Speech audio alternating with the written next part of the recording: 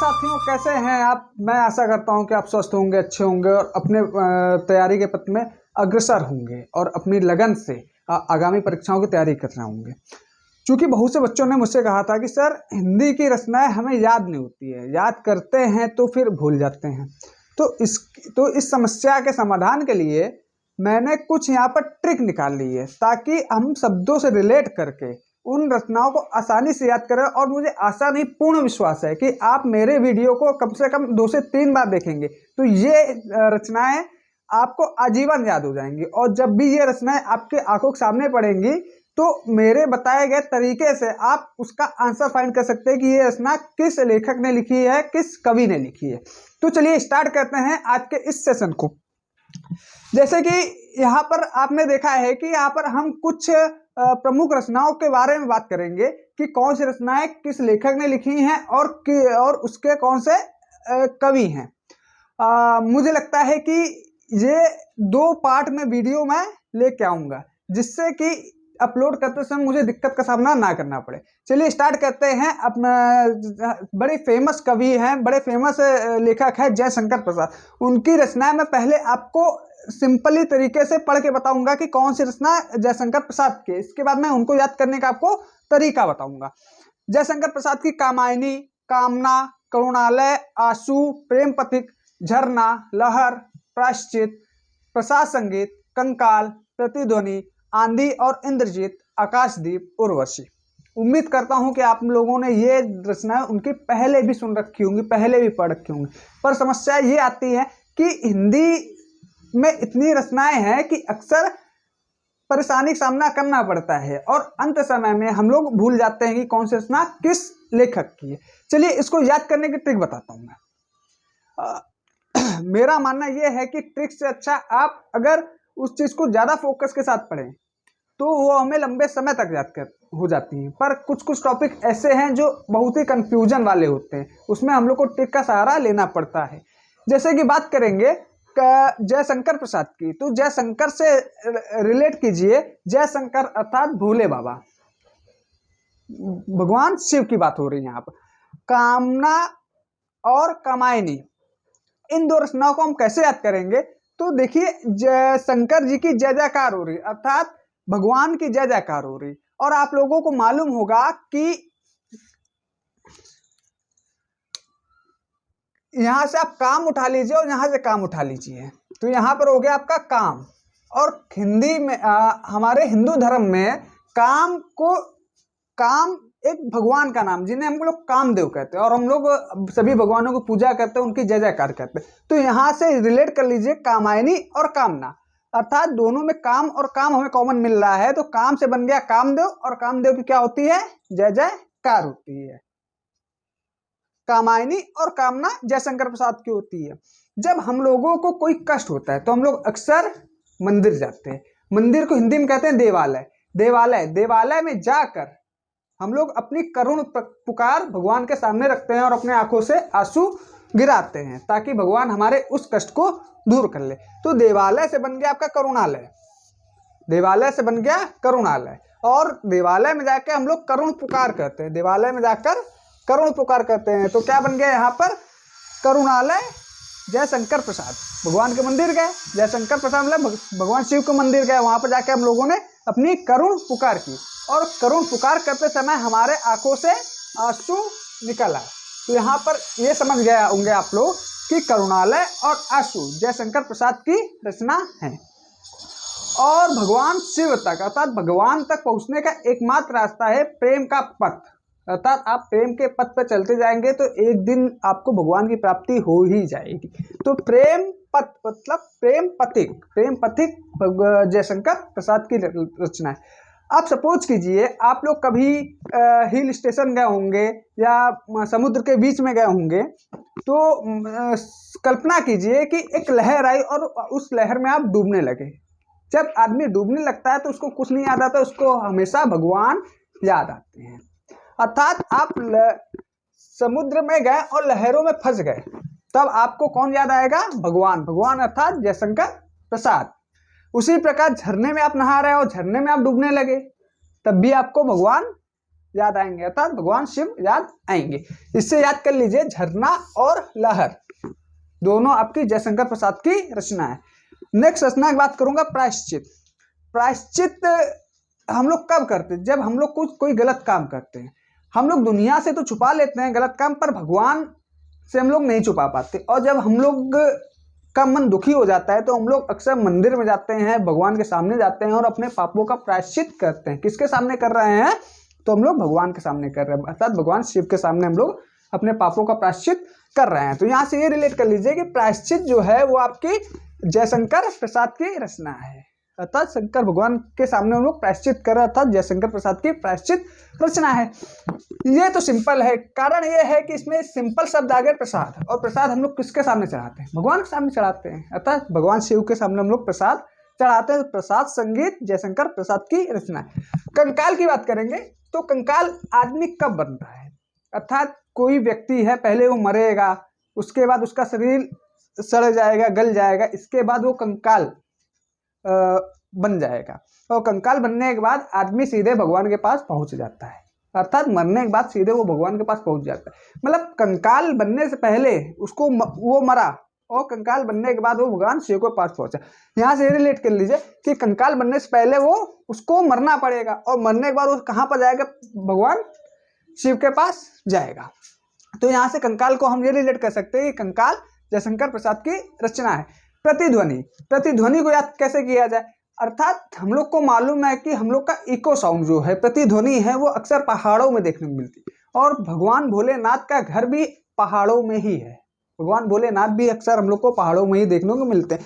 अर्थात अगर हमें प्रतिध्वनि सुननी है तो हम लोग को पर्वतों में जाना पड़ेगा, और पर्वतों में विराजमान कौन है? हमारे प्रिय बाबा शंकर। यहाँ से आप लोगों को ये प्रतिध्वनि के भी राइटर समझ में आ गए। आंधी और इंद्रजीत, इंद्रजीत से सिंपल सा आप रिलेट कर सकते हैं। इंद्र अर्थात भगवान, भगवान कौन है? हमारे शंकर जी, शंकर की आंधी और इंद्रजीत। और आकाशदीप, आकाशदीप से याद कीजिए कि भगवान कहाँ रहते हैं। आप लोगों ने पिक्चरों में, सीरियल में देखा होगा कि भगवान अक्सर आकाश में रहते हैं। तो आकाश से रिलेट कर लीजिए कि भगवान शंकर हमारे आकाश में रहते हैं। और जयशंकर प्रसाद की एक बड़ी फेमस रचना है, उसका नाम है उर्वशी। उर्वशी के लिए कोई ट्रिक की जरूरत नहीं है, इसको आपको हमेशा आजीवन याद रखना ही है कि उर्वशी जयशंकर प्रसाद की रचना है। उम्मीद करता हूं कि आपको जयशंकर प्रसाद की सारी रचनाओं को याद करने अब तक समझ में आ गई होंगी। आप वीडियो खत्म होने के बाद 1 से 2 बार और देखिएगा, और मेरा वादा है कि आपको दोबारा कभी रचनाओं और लेखकों में परेशानी का सामना नहीं करना पड़ेगा। अब हम बात करते हैं मैथिली शरण गुप्ता की। इसको याद कैसे किया जाए? तो मैथिली से बना लीजिए मिथिला, मैथिली से बना लीजिए आप मिथिला। और जहां तक हम लोग को मालूम है कि मिथिला किसको कहा जाता था? मिथिला माँ सीता को कहा जाता था, जनक पुत्री। अर्थात मैथिली से मिथिला, और मिथिला कहा जाता है सीता माँ को। सीता माँ की शरण अर्थात सीता जी की शरण, इसको यहाँ से रिलेट कर लीजिए। मैथिली शरण अर्थात सीता जी की शरण। अब सीता जी की शरण में कौन कौन जाता है? तो भारत के सारे लोग, भारत और भारतीय के सारे लोग सीता जी की शरण में जाते हैं। धरा, यशोधरा अर्थात धरा, धरा मतलब पृथ्वी, पृथ्वी में रहने वाले सभी लोग सीता माँ के चरणों में जाते, सीता माँ के शरण में जाते हैं। यहाँ से याद हो गया कि भारत और भारतीय अर्थात भारत के सारे लोग सीता माँ के शरण में जाते हैं। यशोधरा, धरा में रहने वाले सभी लोग सीता माँ के चरणों में जाते हैं। और सीता माँ के चरणों में धरा के ही लोग नहीं, यहाँ तक कि चांद भी सीता माँ के चरणों में जाता है, सीता माँ की शरण में जाता है। पंचवटी, पंचवटी जब आप लोगों ने रामायण देखा होगा, आप लोग को याद होगा कि भगवान बजरंगबली, बाबा बजरंगबली सीता माँ से मिलने श्रीलंका गए थे, तो वो पंचवटी में ही मिले थे। अर्थात पंचवटी से आप लोग को तुरंत याद आना चाहिए कि पंचवटी में कौन मिला था हनुमान जी से? तो माँ सीता मिली थी। माँ सीता मतलब मिथिला, मिथिला मतलब मैथिली शरण, मैथिली। यहाँ से आप लोगों को पंचवटी भी याद हो गया होगा। त्रिपतगा कैसे याद करेंगे? तो सीता माँ को आप लोगों को मालूम होगा कि सीता माँ का जन्म जो है वो आपका जनकपुरी में हुआ था, अर्थात नेपाल में हुआ था। इसके बाद उनकी शादी अयोध्या में हुई थी, अर्थात भारत में हुई थी। इसके बाद अंत समय में वो पाताल लोक में समाहित हो गई थी, अर्थात पाताल।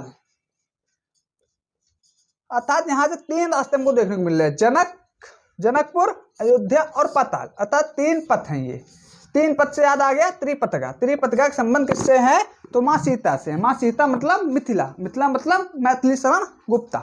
साकेत, जैसा कि आप लोगों ने महाजनपद पढ़ा होगा, महाजनपद में साकेत किसकी राजधानी है? तो कौशल प्रदेश की राजधानी थी। कौशल से बना लीजिए कौशल्या,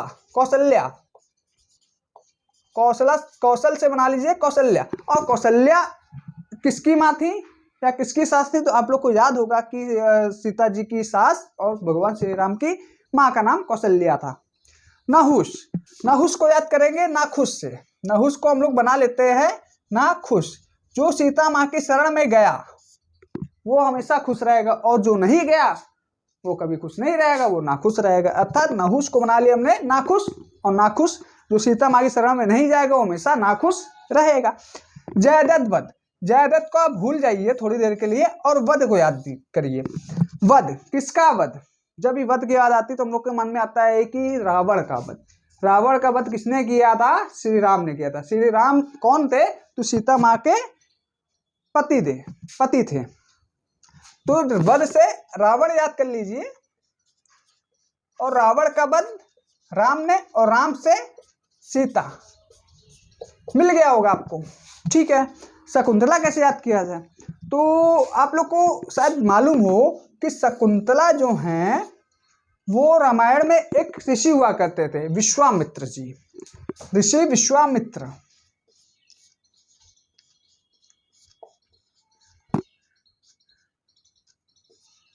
रामायण के एक प्रसिद्ध ऋषि थे विश्वामित्र, और विश्वामित्र की पुत्री का नाम शकुंतला था। विश्वामित्र की पुत्री का नाम शकुंतला था।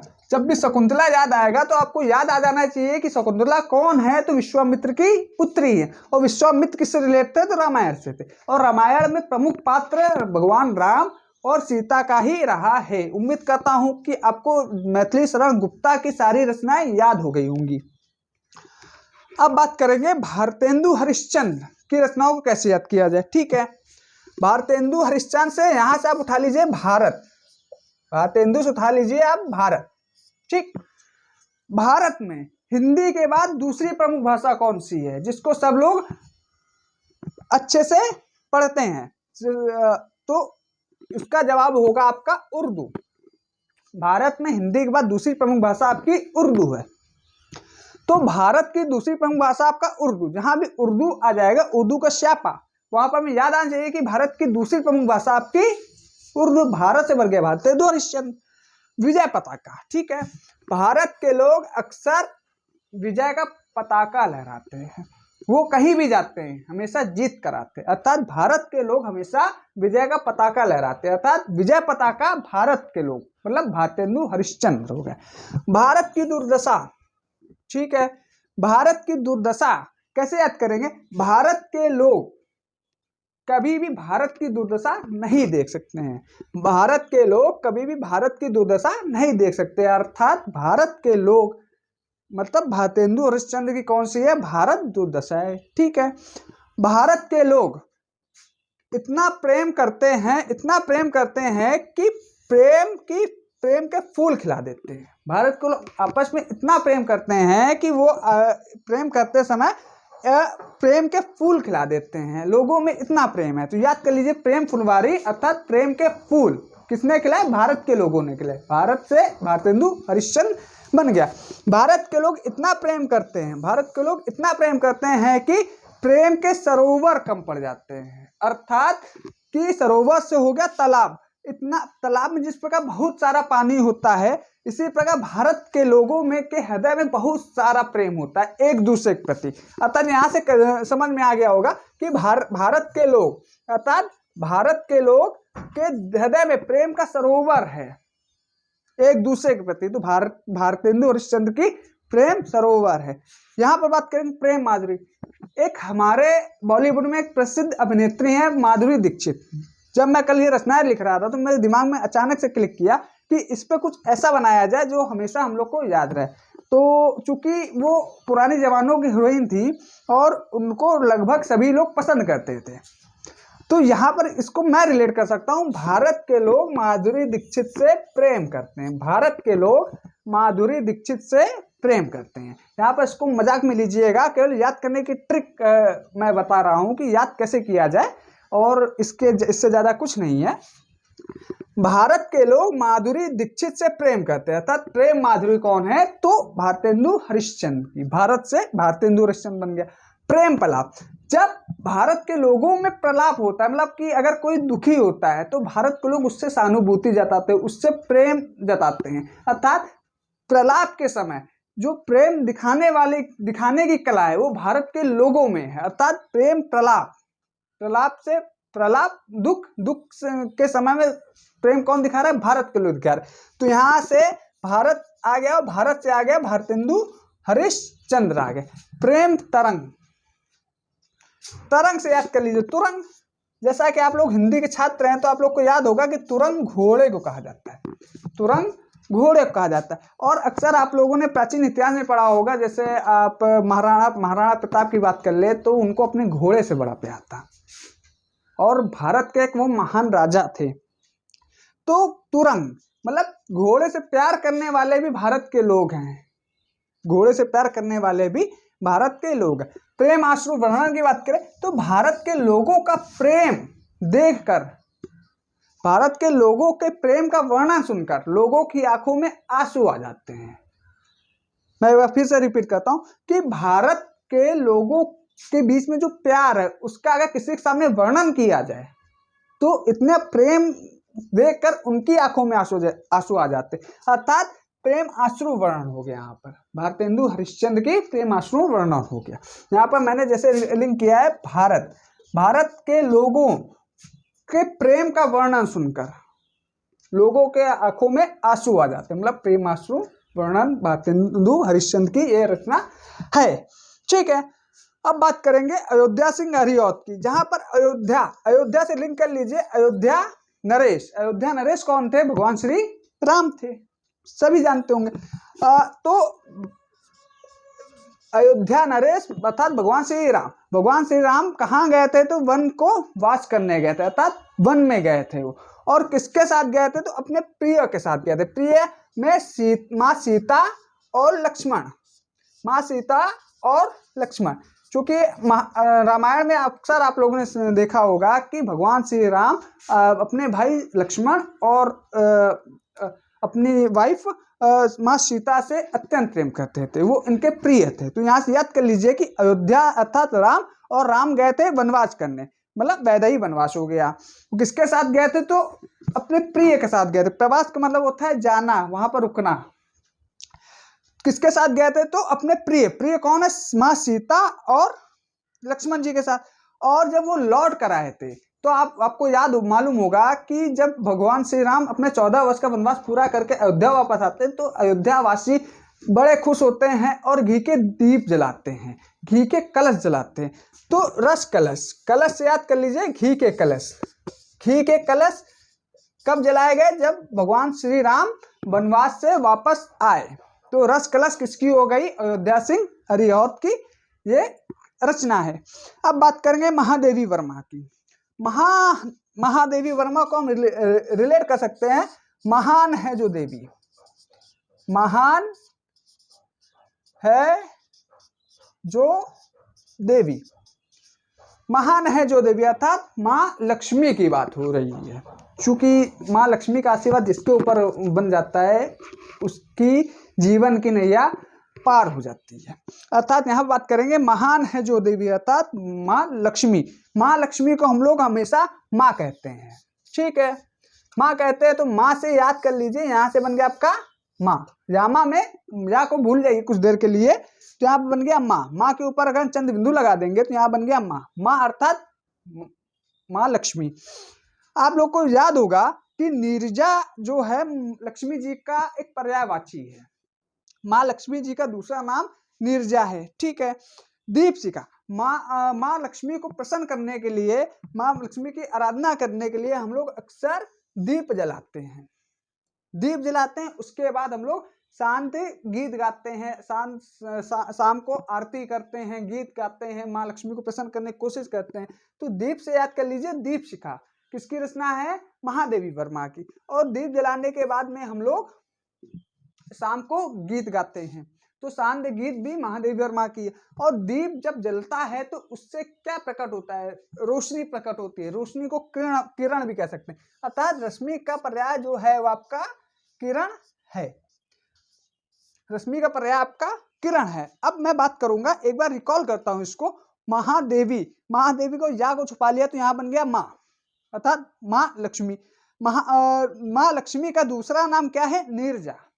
माँ लक्ष्मी को का पर्याय जो है वो नीरजा भी है। और माँ लक्ष्मी को प्रसन्न करने के लिए हम लोग दीप जलाते हैं, दीप जलाते हैं। और दीप जलाने के बाद में शाम को माँ लक्ष्मी की आरती करते हैं, माँ लक्ष्मी के सांध्य गीत गाते हैं। अर्थात दीपशिखा और सांध्य गीत महादेवी वर्मा की है। और जब दीप जलता है तो उस दीप से रोशनी निकलती है, और रोशनी के साथ साथ किरण निकलती है। और किरण किसका पर्याय है? तो रश्मि का, अर्थात रश्मि महादेवी वर्मा की रचना है। उम्मीद करता हूं कि आप लोगों को ये टॉपिक अच्छे समझ में आया होगा और अभी तक याद भी हो गई होंगी। फिर भी अगर आप लोग एग्जाम से पहले 1-2 बार देख लेते हैं, वीडियो खत्म होने के बाद आप इसको अभी 2 से 3 बार इसको आप देख लेते हैं, तो आपको ये चीजें हमेशा के लिए याद हो जाएंगी। और जब भी इससे जुड़ी हुई रचना आएंगी तो आपको सोचना नहीं पड़ेगा, मेरे बताए गए तरीके से आप सही आंसर तक आप पहुंच सकते हैं। इसके बाद मैं दूसरा वीडियो बहुत जल्द लेके आऊंगा, 102 दिन में डाल दूंगा। आप ये दोनों वीडियो देख लीजिएगा, इसके बाद आपको हिंदी में रचनाएं एवं लेखक पढ़ने की जरूरत नहीं पड़ेगी। उम्मीद करता हूं कि आप लोगों को आज का सेशन अच्छा लगा होगा। मिलते हैं फिर किसी नए टॉपिक के साथ, तब तक के लिए जय।